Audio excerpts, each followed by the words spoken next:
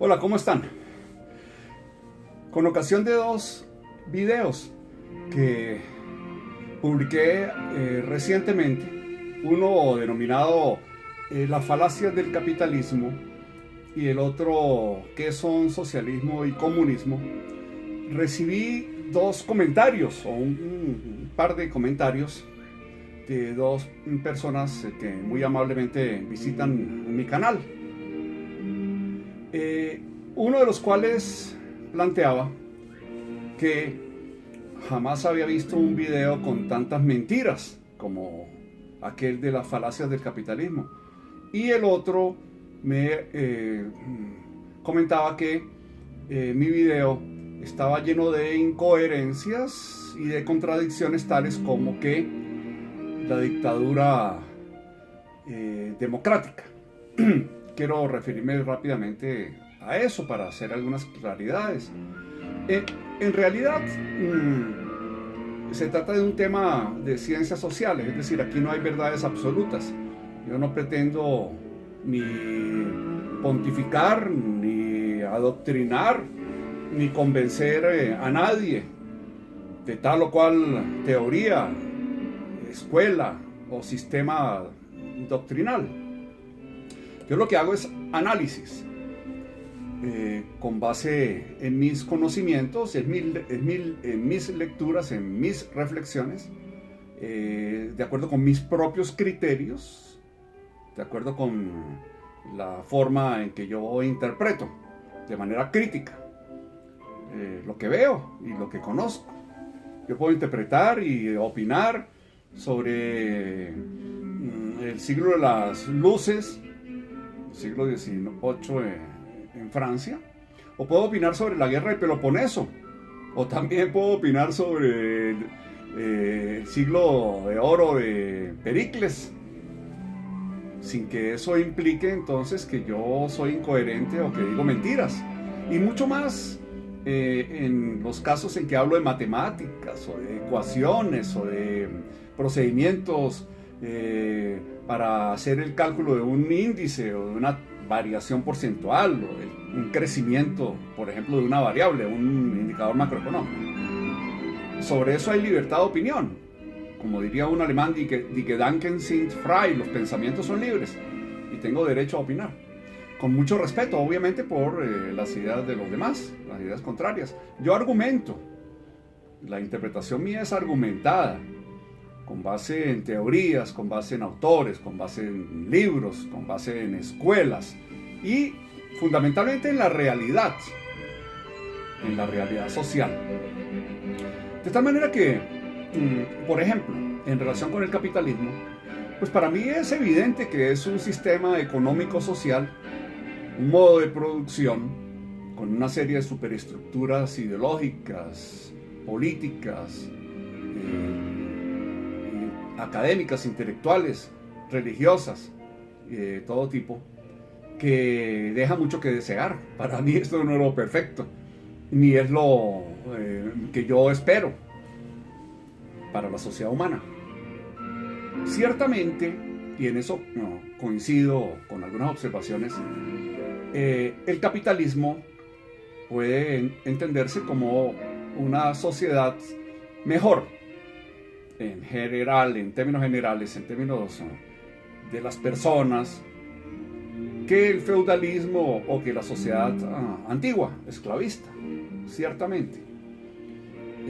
Especialmente en aquellos países desarrollados del primer mundo, especialmente los escandinavos, los del norte de Europa, en el caso de Canadá, Australia, Nueva Zelanda, Japón, Corea, esta última un poco con reservas, países que han desarrollado no solamente la economía, el bienestar, el nivel de vida, sino también en buena medida la calidad de vida de sus habitantes, donde los niveles de inequidad son manejables, donde la concentración de la riqueza no es tan alta como en otras sociedades, digamos el caso colombiano, el caso de Estados Unidos de América, el caso de casi todos los países de América Latina, pasando por obviamente Honduras, Guatemala, El Salvador, Chile, Brasil y ciertamente Haití, donde los niveles de inequidad están en los primeros lugares del mundo. Recordemos que América es el continente más inequitativo del planeta Tierra y Colombia es el cuarto país más inequitativo del mundo, según muchísimos estudios recientes. Y en el caso de Estados Unidos de América, pues vemos también que los niveles de inequidad son muy altos. De tal modo entonces que en los países desarrollados con buenos niveles y calidades de vida, digamos Luxemburgo, Bélgica, Suecia, Noruega, Países Bajos, Dinamarca, Finlandia en particular y otros más, la calidad de vida es mejor, pero no deja de ser un sistema capitalista. ¿Qué es un sistema capitalista? Es que el problema es que si yo no entiendo los conceptos es muy difícil entender la realidad y confrontarla con las ideas, las teorías de humanistas, que lo único que cometen como error o delito es soñar con una sociedad más justa, mejor para todo el mundo.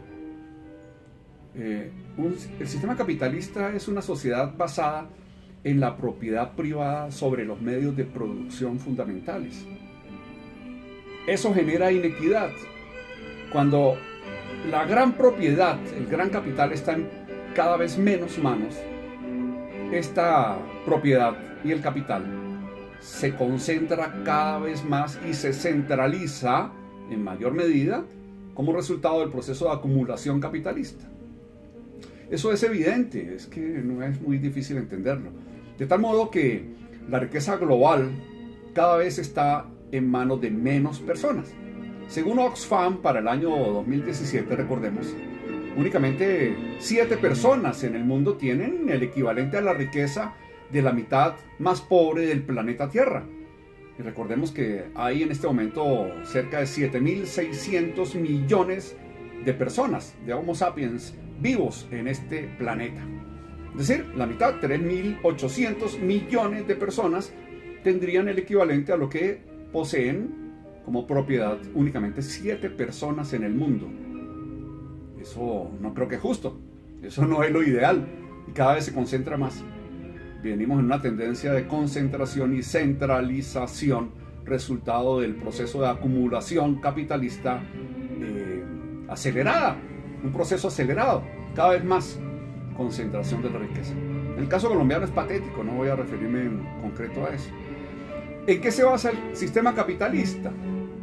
En la renta del capital o las rentas de capital, de tal manera que hay un puñado de empresarios, un puñado de dueños de medios de producción que gracias a esa propiedad sobre los medios de producción, sobre los medios materiales e inmateriales de producción, adquieren en el mercado, a precios de mercado, sí, ciertamente, una mercancía muy particular que es la fuerza de trabajo, que poseemos los trabajadores, somos materialmente los portadores de la fuerza de trabajo, está es inherente a la corporeidad del ser humano, y los trabajadores vendemos esa fuerza de trabajo porque es lo único que podemos vender para, gracias a la contraprestación, al precio de mercado, que es lo que se denomina salario,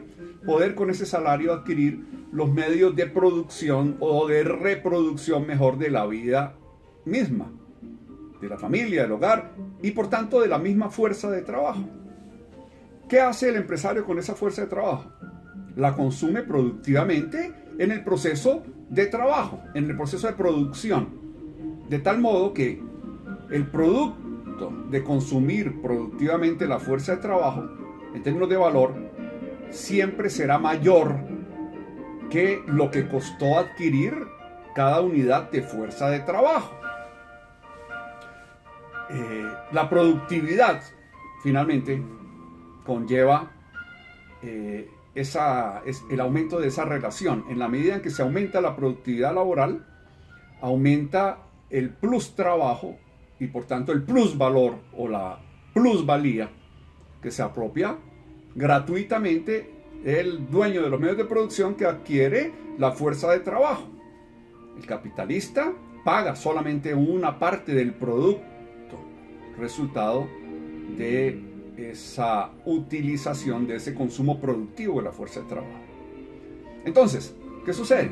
Que es una relación social de producción que, si bien se basa en los valores equivalenciales en los mercados, en el momento en que se intercambian valores de cambio equivalentes, está basada esa relación social y el sistema en conjunto en la inequidad, toda vez que uno se debería preguntar con base en qué pocas personas y cada vez menos en el mundo tienen cada vez más y se apropian de mayor porción de la producción, del valor social, y por qué cada vez más personas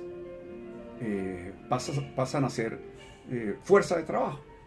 Ahora, obviamente que en el capitalismo desarrollado, el Estado, y gracias a algunas teorías como el keynesianismo y el intervencionismo económico del Estado en la economía,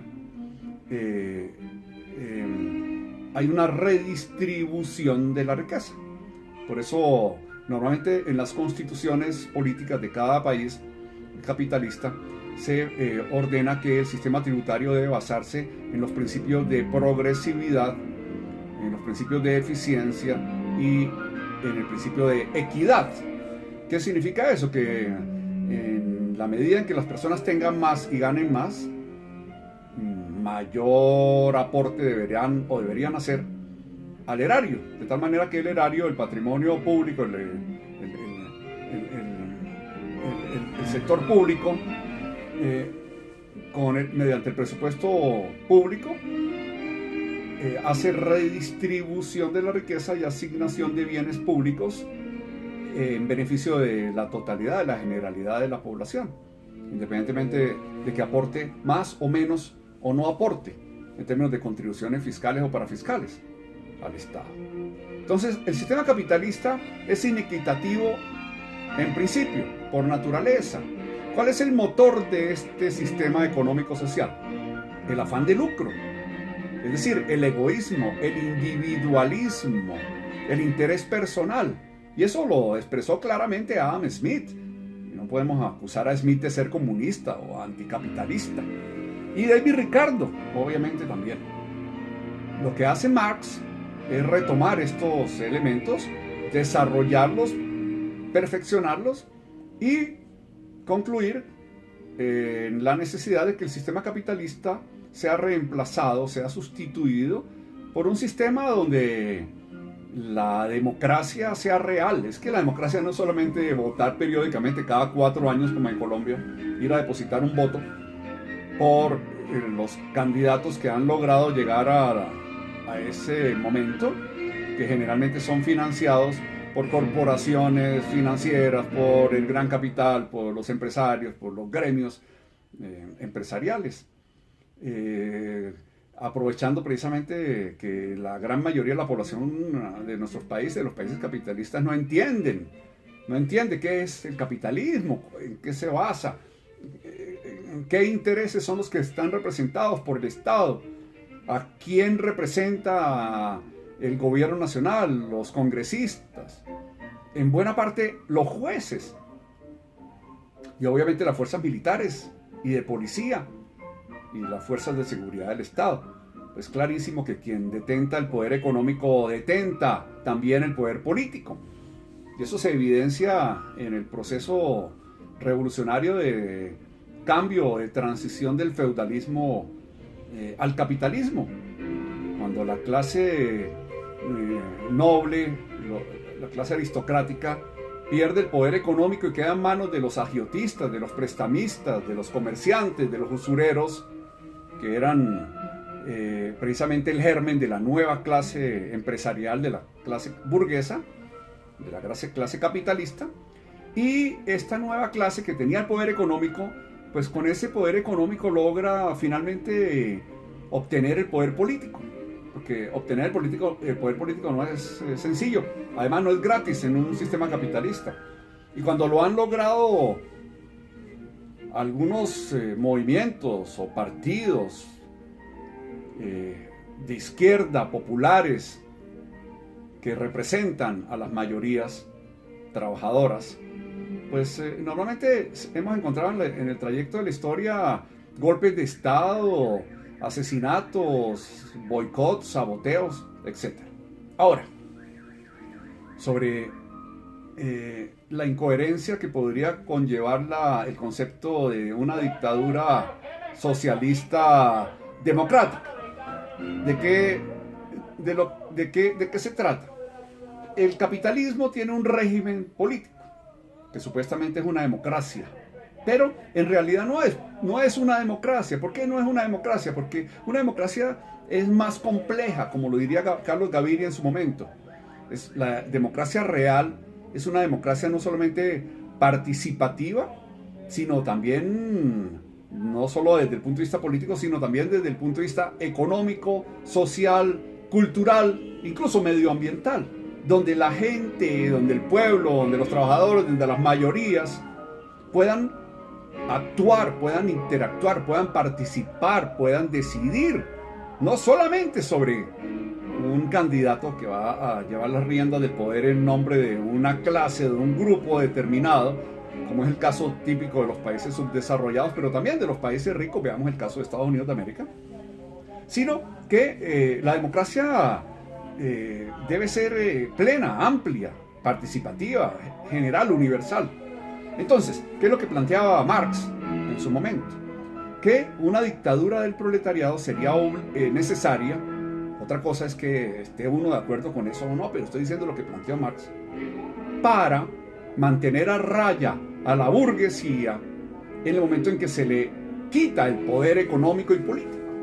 Una revolución de trabajadores, una revolución proletaria, una revolución popular democrática, es precisamente un movimiento mayoritario de las clases trabajadoras para arrebatarles a esos pocos que tienen el poder económico y político y militar y de todo tipo, ese poder, y que ese poder quede en manos de la gran mayoría.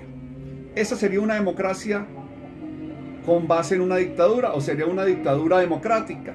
No es un contrasentido, de pronto hay que pensarlo un poco mejor.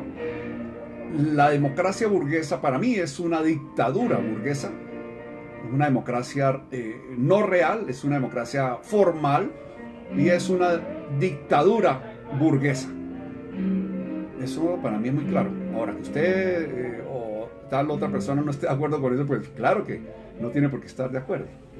Y una democracia popular sería aquella que resultaría de una revolución democrática donde la gran mayoría de las clases y grupos sociales lograran el poder político. Ahora, eso en principio se logró en Rusia, se logró en Cuba, se logró en China, para dar unos ejemplos muy claros, y no hablar del centro oriente de Europa, que fueron movimientos, digamos, de instauración del socialismo traído del extranjero, o el caso de Chile precisamente, donde se logró el poder mediante las mismas reglas de la democracia burguesa, las elecciones democráticas burguesas, es decir, la democracia formal. En estos momentos, obviamente que uno debe apelar a la realidad y al sentido crítico para entender que fueron democracias populares fallidas, toda vez que se instauraron dictaduras, pero no de carácter popular, sino en cabeza de un partido político único y de una camarilla, de un grupo de personas que finalmente cooptaron el poder, lo monopolizaron y lo utilizaron supuestamente en beneficio de la sociedad, del conjunto de los trabajadores, pero distorsionaron absolutamente todas las ideas, todos los ideales, todos los sueños, todas las teorías y las utopías que deben ser posibles algún día de los creadores del socialismo científico, Marx, Engels. Entonces, Esos conceptos hay que tenerlos un poco claros. Se pueden discutir, obviamente, cada uno pensará como quiera. Y claro, dependiendo de qué posición se tenga en relación con el sistema político, económico y social.